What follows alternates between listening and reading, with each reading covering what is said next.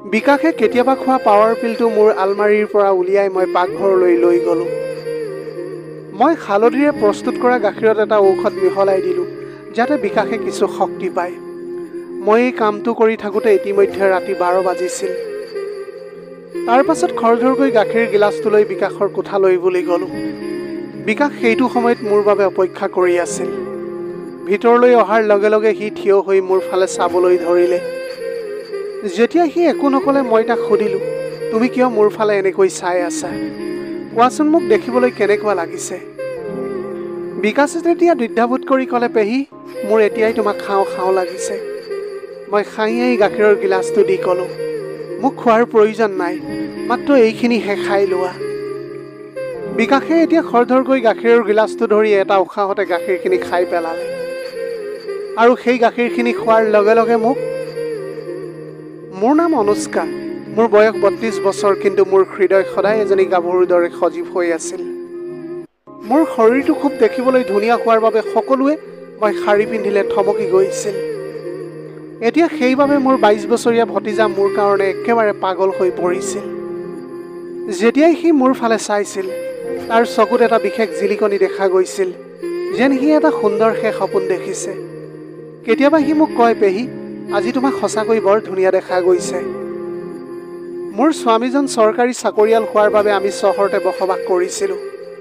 মোৰ 9 বছৰীয়া কন্যা সন্তান এটি আছে, আৰু সেইবাবে মোৰ বুকুৰ গঠনো বহুত দেখিবলৈ ধুনীয়া হৈ পৰিছিল।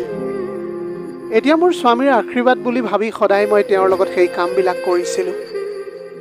যোৱা মাহত এনেকুৱা এটা ঘটনা ঘটিছিল যাৰ বিষয়ে আমি কোনো কল্পনাই কৰা নাছিলোঁ। সেইদিনা সন্ধিয়া মোৰ স্বামী বিবেক ঘৰলৈ উভতি আহিছিল। তেওঁৰ এজন বন্ধুৰ জন্মদিনৰ পাৰ্টি আছিল। সেইবাবে বন্ধু বান্ধৱীসকলে তেওঁক মদ খাবলৈ দিছিল, আৰু তেওঁ তেনেকৈ বাইকেৰে ঘৰলৈ বুলি উভতি আহিছিল। এইটো দুৰ্ঘটনাত তেওঁৰ এখন ভৰি ভাঙি গৈছিল, আৰু চিকিৎসকে ক'লে যে তেওঁৰ সুস্থ হ'বলৈ কমেও 7-8 মাহ লাগিব। এই কথাটো শুনি মোৰ হৃদয়খন এতিয়া ভাঙি গ'ল। হস্পিটেলত তেওঁক দেখি মোৰ অন্তৰখন বিষ আৰু হতাশাৰ ছাঁ পৰিছিল। মই এতিয়া লগে লগে তেওঁৰ ওচৰলৈ গৈ তেওঁৰ হাতত ধৰিলোঁ। সেইটো সময়ত মোৰ বায়েক আৰু মোৰ ভতিজা বিকাশ আহিছিল তেওঁৰ চোৱা চিতা কৰিবলৈ, কিন্তু বিবেকে ভালকৈ থিয় হ'বলৈ নোৱাৰাৰ কাৰণে বিকাশক ইয়াতে থাকিবলৈ ক'লে। সি বজাৰৰ পৰা বস্তু আনি বাহিৰৰ কামবিলাকো কৰিব লগা হৈছিল। এতিয়া বিকাশেও থাকিবলৈ মান্তি হৈ পৰিছিল। ইফালে আকৌ বিকাশ দেখিবলৈ এটা বৰ হেণ্ডচাম ল'ৰা আছিল। বিকাশক দেখাত একেবাৰে দুষ্ট স্বভাৱৰ যেন লগা নাছিল, আৰু এইটো সময়ত মোকো সহায় কৰিব পৰা কোনোবা এজন আহি পোৱাত মই অত্যন্ত সুখী হৈ পৰিছিলোঁ। আজি বিকাশে অলপ লাজ অনুভৱ কৰিছিল, কাৰণ বিয়াৰ পিছত প্ৰথমবাৰৰ বাবে সি মোক দেখা পাইছিল। ৰাতি বিবেকক খুৱাই থাকোঁতে বিকাশো আমাৰ লগতে বহি আছিল। তাৰ পাছত নিজৰ কোঠালৈ গৈ সি সময়মতে শুই পৰিল। মই বিবেকৰ মুখত কিছু সকাহ দেখা পাইছিলোঁ যদিও তেতিয়াও তেওঁৰ শৰীৰত বিশেষ বিষ আছিল। তেতিয়া মোৰ অন্তৰ্নিহিত অনুভৱবোৰ ওলাই আহিছিল। মই এতিয়া বিবেকৰ কাষত বহি ক'লোঁ, সেই দিনবোৰ কেনেকুৱা আছিল যেতিয়া আপুনি নিতৌ মোৰ লগত সেইবিলাক কাম কৰিছিল। এইটো কথা শুনাৰ পিছত তেওঁ হাঁহিবলৈ ধৰিলে আৰু ক'লে, ৰাণী, আজি তোমাৰ কি হৈছে? আজি তোমাক বৰ উত্তেজিত যেন লাগিছে। মই ক'লোঁ, নহয়, আপুনিতো ধেমালি কৰি আছে, আৰু ইফালে মোৰ অৱস্থা বৰ বেয়া হৈ গৈ আছে। সঁচা কথা ক'বলৈ গ'লে এতিয়া মই এইটো নাপালে ৰাতি একেবাৰে থাকিবই নোৱাৰোঁ। মোৰ স্বামীয়ে ক'লে যে মই বুজিছোঁ তোমাৰ দুখ অনুষ্কা, মোৰো কৰিবলৈ মন যায়, কিন্তু মই এতিয়া থিয় হ'বই নোৱাৰোঁ, মইনো কৰিম কি? মাত্ৰ আৰু কেইদিনমান তুমি অপেক্ষা কৰা, তাৰপিছত চাবা মই তোমাক কিমান জোৰেৰে দিবলৈ পাৰিম। তাৰপিছত মই ক'লোঁ, কেইদিনমান নহয়, প্লাষ্টাৰটো খুলিবলৈ প্ৰায় 8 মাহ বাকী আছে, আৰু মাত্ৰ এমাহৰ ভিতৰতে মোৰ এতিয়া এইটো অৱস্থা হৈ পৰিছে। আগন্তুক দিনবোৰ কেনেকৈ পাৰ কৰিম মই এতিয়া ভাবিবই পৰা নাই। তেনেহ'লে এটা কাম কৰা, তোমাৰ গাখীৰকে মোক খাবলৈ দিয়া। ডাক্তৰেও মোক তেনেকৈ কৈছে। তেতিয়া মই হাঁহি ক'লোঁ, সেইটো আপোনাৰ ভাগ্যত নাই, কাৰণ সেয়াও ইতিমধ্যে আপোনাৰ সন্তানে খাই শেষ কৰি দিলে। এতিয়া আমি দুয়ো কথাটো কৈ ডাঙৰকৈ হাঁহিবলৈ ধৰিলোঁ। মোৰ স্বামীয়ে মোক সুখী কৰি ৰাখিবলৈ যৎপৰোনাস্তি চেষ্টা কৰিলে, কিন্তু মই কি কৰিম, সকলো অসাৰ হৈ পৰিছিল।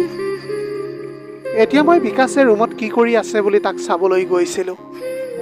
তেতিয়া মই দেখিলোঁ যে ৰাতি 12 বাজিছে, আৰু সি এতিয়াও শোৱা নাই। এনেকুৱা লাগিছে যেন তোমাৰ মনটো ভাল নহয়। বিকাশে উঠি বহিলে, নাই পেহী তেনেকুৱা নহয়, ফোনটো চাই থাকোঁতে অলপ দেৰি হ'ল। তেতিয়া বিকাশে সুধিলে, পেহী আপুনি কিয় শুৱা নাই?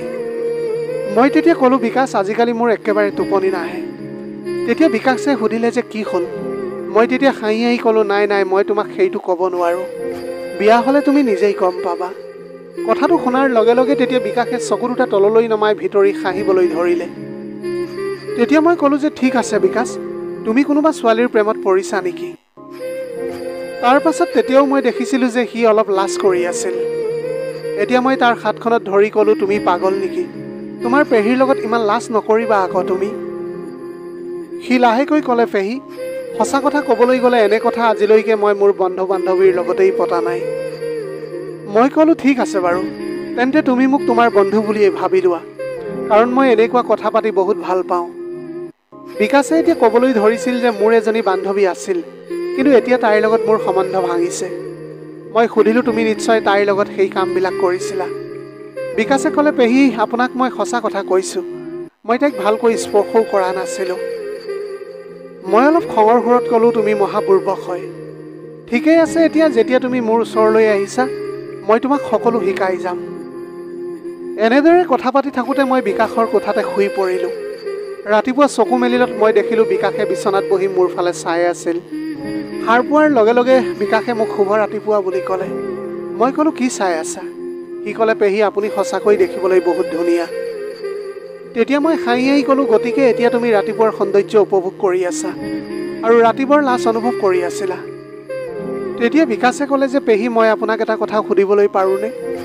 তেতিয়া পেহীয়ে ক'লে, সোধা, কি কথা? আপুনি যে বুকুত 2.5 কেজি ওজন কঢ়িয়াই লৈ ফুৰে, আপোনাৰ গধুৰ অনুভৱ নহয় নেকি? ইয়াৰ পিছত মোৰ হাঁহি ওলাই আহিছিল, কাৰণ বিকাশে এতিয়া মোৰ লগত মুকলিকৈ কথা পাতিবলৈ ধৰিছিল।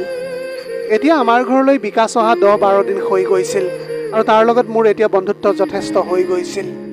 সি বাহিৰৰ সকলো কাম কৰিছিল, বজাৰৰ পৰা গেলামালৰ বস্তু আনিছিল আৰু লগতে বিবেককো খোজ কঢ়াইছিল। এতিয়া মোৰ তৃষ্ণা দিনক দিনে বাঢ়ি আহিবলৈ ধৰিছিল আৰু স্বামীৰ অৱস্থা এতিয়াও একেই হৈ আছিল। এতিয়া আৰু মোৰ ধৈৰ্যৰ সীমা বাহিৰত গৈছিল। মই ভাবিছিলোঁ এতিয়া কেৱল বিকাশেহে মোৰ পিয়া দূৰ কৰিবলৈ পাৰিব। এনেকৈ আজি মই এটা পৰিকল্পনা কৰিলোঁ যে মই আজি বিকাশক ফান্দত পেলাম। তাৰপিছত মই সোনকালে খাদ্য ৰান্ধিবলৈ বুলি পাকঘৰলৈ গ'লোঁ। বিকাশে গা ধুই সতেজ হৈ পাকঘৰলৈ অহাৰ লগে লগে মই গাখীৰখিনি উলিওৱাৰ অজুহাত দেখুৱালোঁ আৰু পাকঘৰলৈ উভতি আহিলোঁ। মই মোৰ অতিৰিক্ত গাখীৰখিনি উলিয়াই আছিলোঁ, কাৰণ মোৰ ছোৱালীজনী মোৰ মাৰ ঘৰলৈ গৈছিল। যিহেতু ঘৰত তাইৰ যত্ন ল'বলৈ কোনো নাছিল, গতিকে এতিয়া অতিৰিক্ত গাখীৰবোৰ মই চেপি উলিয়াবলগীয়া হৈছিল। এতিয়া বিকাশ ভিতৰলৈ অহাৰ লগে লগে সি মোক দেখি একেবাৰে নাৰ্ভাছ হৈ গৈছিল আৰু লগতে ক'বলৈ ধৰিলে, চৰি পেহী, প্লিজ ক্ষমা কৰিব, মই দেখা পোৱা নাছিলোঁ। তাৰপিছত সি এনেকৈ কৈ বাহিৰলৈ ওলাই গ'ল। মই তেতিয়া তাক ৰখাই ক'লোঁ, আৰে বিকাশ, কি হ'লনো? কোনো সমস্যা নাই, ভিতৰলৈ সোমাই আহা। বিকাশে ক'লে, আৰে পেহী, এনেকুৱা এটা অৱস্থাত মই কেনেকৈ আপোনাৰ ওচৰলৈ যাম? মই কৈছিলোঁ, এনেকুৱা আচৰণ নকৰিবা তুমি আৰু খৰধৰকৈ আহি মোক সহায় কৰা। বিকাশৰো সহায় কৰিবলৈ মন গৈছিল, কিন্তু মই তাৰ পেহীয়েক আছিলোঁ, গতিকে সি অলপ দ্বিধাবোধ কৰিছিল। এতিয়া বিকাশে মোৰ ওচৰলৈ আহি একেথৰে মোৰলৈ চাই আছিল। মই তেতিয়া ক'লোঁ, কি এনেকৈ চাই আছা তুমি? তুমি কেতিয়াও দেখা নাই নেকি? তেতিয়া বিকাশে ক'লে যে, মই মোৰ মাৰ শপত খাইছোঁ পেহী, মই ক'ব নোৱাৰোঁ আজি মোৰ কেনে ভাল লাগিছে। মই ক'লোঁ, এতিয়া কথা কোৱা বন্ধ কৰা আৰু মোক সহায় কৰা। তাৰপিছত বিকাশে ক'লে, পেহী মই কেনেকৈ কৰিব লাগে নাজানো। তাৰপিছত মই ক'লোঁ, আৰে বুৰ্বক, এইটো ধৰি লোৱা আৰু লাহে লাহে টিপি দিয়া। কিছু সময়ৰ পিছত যেতিয়া বিকাশৰ হৃদয় স্পন্দন বাঢ়িবলৈ ধৰিলে, তেতিয়া মই ভাবিলোঁ যে এতিয়াই খালি দিয়াৰ সঠিক সময়। কিন্তু মই তাৰ ফালে খালিবলৈ আৰম্ভ কৰাৰ লগে লগে মই দেখিলোঁ যে বিকাশৰ চেম্পু ইতিমধ্যে ওলাই গৈছিল। এতিয়া দৃশ্যটো দেখি মোৰ বহুত দুখ লাগিছিল, কিন্তু তথাপিও মই হাঁহিবলৈ ধৰিলোঁ। মই বিকাশক খঙেৰে ক'লোঁ, কি কৰিলা তুমি? মূৰ্খ, তুমি কাম আৰম্ভ হোৱাৰ আগতেই শেষ কৰি দিলা। ইয়াৰ পাছতে বিকাশৰ মাদকতা শেষ হোৱাৰ লগে লগে সি ক'লে, চৰি পেহী, মই আগতে কেতিয়াও এনেকুৱা কৰা নাই, সেইবাবেই মই নিজকে নিয়ন্ত্ৰণ কৰিব পৰা নাছিলোঁ। মই গৈ চাফা কৰি আহোঁ আৰু এই বুলি সি মোৰ এটা শব্দও নুশুনি লগে লগে পাকঘৰৰ পৰা ওলাই আহিল। এইবিলাকৰ কাৰণে আজি খাদ্য ৰন্ধাও দেৰি হৈছিল, গতিকে খৰধৰকৈ খাদ্যখিনি সাজু কৰি ৰুমত বিবেকক দিবলৈ গ'লোঁ। বিবেকেও বহি খাদ্যৰ বাবে অপেক্ষা কৰি আছিল। বিবেক এজন অতি সহজ সৰল মানুহ আছিল।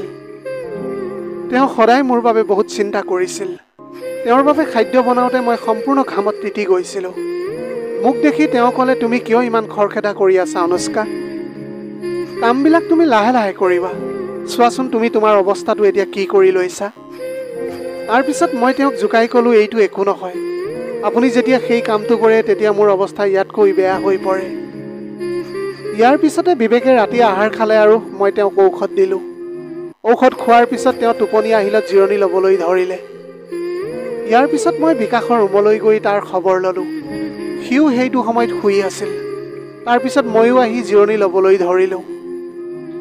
আজি ৰাতিপুৱা বিকাশৰ লগত চাহ খাই কথা পাতিবলৈ ধৰিছিলোঁ।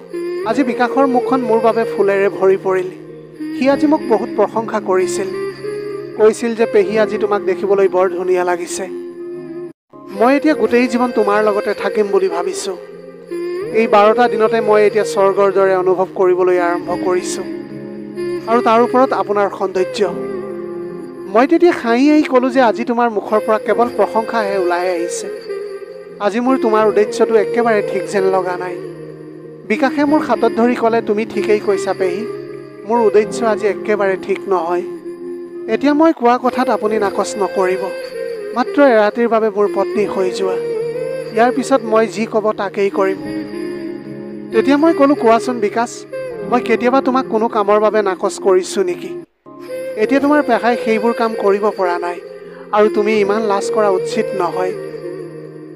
এতিয়া যদি তুমি মোলৈ ইমান লাজ কৰা তেনেকৈ কেনেকৈ হ'ব?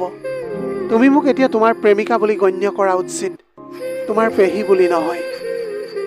বিকাশে ক'লে, পেহী আৰু এটা কথা আছে। আপোনাক স্পৰ্শ কৰাৰ লগে লগে মোৰ নিজে নিজে পৰি যায়। মই নিজকে বহুত নিয়ন্ত্ৰণ কৰোঁ, কিন্তু আপুনিয়ে ইমান ধুনীয়া যে মই একেবাৰে নিয়ন্ত্ৰণ কৰিব নোৱাৰোঁ। মই তাক ক'লোঁ, তুমি চিন্তা নকৰিবা, মই তাৰ এটা ব্যৱস্থা কৰিম। তুমি মাত্ৰ ৰাতি সাজু হৈ থাকিবা। এনেকৈ কৈ এতিয়া মই তাৰ ৰুমৰ পৰা ওলাই গৈ সকলোৰে বাবে খাদ্য প্ৰস্তুত কৰিলোঁ। এনেকৈ আমি সকলোৱে ৰাতিৰ আহাৰ খালোঁ। 10 মান বজাত বিবেকক ঔষধ দিয়াৰ সময় হৈছিল আৰু তেনেকৈ মই তেওঁক ঔষধ খাবলৈ দিলোঁ। বিবেকে সদায় টোপনিৰ ঔষধ খাইছিল যাতে তেওঁ বেছি বিষ অনুভৱ নকৰে আৰু সহজতে শুব পাৰে। ঔষধ খোৱাৰ পিছতেই বিবেকৰ সদায় টোপনি আহিছিল। মই তেওঁৰ মূৰটো মালিচ কৰি আছিলোঁ। বিবেক শুই যোৱাৰ লগে লগে মই গা ধুবলৈ গ'লোঁ। গা ধুই মই ৰঙা ৰঙৰ শাৰী পিন্ধি চুলিখিনি বান্ধিলোঁ আৰু পাৰফিউমো লগাইছিলোঁ। সাধাৰণতে মই মাজে মাজেহে মেকআপ কৰোঁ, কিন্তু আজি অলপ কৰিলোঁ যাতে মুখখন ৰঙা পৰে। সম্পূৰ্ণ সাজু হোৱাৰ পাছত বিবেকে কেতিয়াবা খোৱা আলমাৰীৰ পৰা পাৱাৰ পিলটো উলিয়াই পাকঘৰলৈ লৈ গ'লোঁ। মই এতিয়া হালধি গাখীৰ প্ৰস্তুত কৰি তাত এটা ঔষধ মিহলি কৰিলোঁ যাতে বিকাশে কিছু শক্তি পায়। এইবোৰ কৰি থাকোঁতে ইতিমধ্যে ৰাতি 12 বাজি গৈছিল। তাৰপিছত মই খৰধৰকৈ গাখীৰৰ গিলাচটো লৈ বিকাশৰ কোঠালৈ গ'লোঁ। বিকাশে মোৰ বাবে অতি উৎকণ্ঠাৰে অপেক্ষা কৰি আছিল। মই সোমাই অহাৰ লগে লগে সি থিয় হৈ মোৰ ফালে চাবলৈ ধৰিলে। যেতিয়া সি একো নক'লে মই তাক সুধিলোঁ যে তুমি এনেকৈ কি চাই আছা? মোক দেখিবলৈ কেনে লাগিছে কোৱাচোন?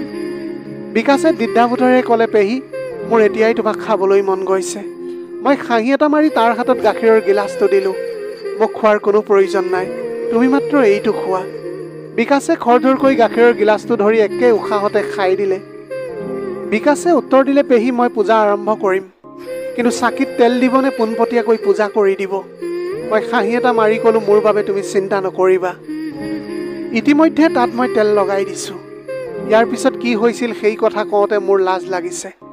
মই এতিয়ালৈকে বিকাশক সৰু ল'ৰা বুলি বিবেচনা কৰি আহিছিলোঁ, কিন্তু সি মোৰ লগত যি পূজা কৰিছিল সেই পূজাই মোৰ স্বামীকো পিছ পেলাই দিছিল। বিকাশে প্ৰথমে কাজু কটলিৰ সোৱাদ ল'লে। মোৰ স্বামীয়ে আজিলৈকে তেনেকুৱা কৰাই নাছিল। পোনে পোনে পূজাই আৰম্ভ কৰি দিছিল।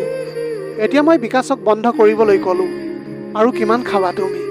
সি ক'লে, নাই পেহী, তুমি নাজানা কিমান মিঠা, সেইবাবে আমি পাগল হৈ যাওঁ।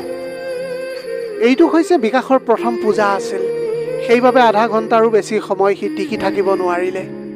মোৰ বৰ ভাগৰ লগা নাছিল, যদিও বিকাশৰ ইতিমধ্যে প্ৰচুৰ ঘাম ওলাই আহিছিল। এতিয়া এনেকৈ পূজাৰ ভাগ পাই 2 মাহৰ পাছত ময়ো সুখী হৈ পৰিছিলোঁ। প্ৰথমবাৰৰ বাবে কেনে লাগিছে বুলি সোধাত বিকাশে উত্তৰ দিলে, পেহী, সঁচা কথা ক'বলৈ গ'লে জীৱনৰ সকলো সুখ একেলগে পোৱা যেন লাগিল। প্ৰিয় দৰ্শক, এয়াই আছিল আজিৰ কাহিনীৰ ভাগ। আজিৰ ভিডিঅ'টি কেনেকুৱা লাগিলে জনাব।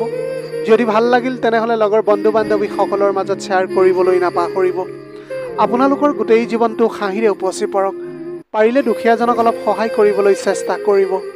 আপোনালোকৰ অকণমান সঁহাৰিয়ে যদি কোনোবা এজন দুখীয়াৰ জীৱনটো সলনি কৰিবলৈ পাৰে, তাতকৈ পুণ্যৰ কাম আৰু এই পৃথিৱীত একোৱেই হ'ব নোৱাৰে। Have a nice day.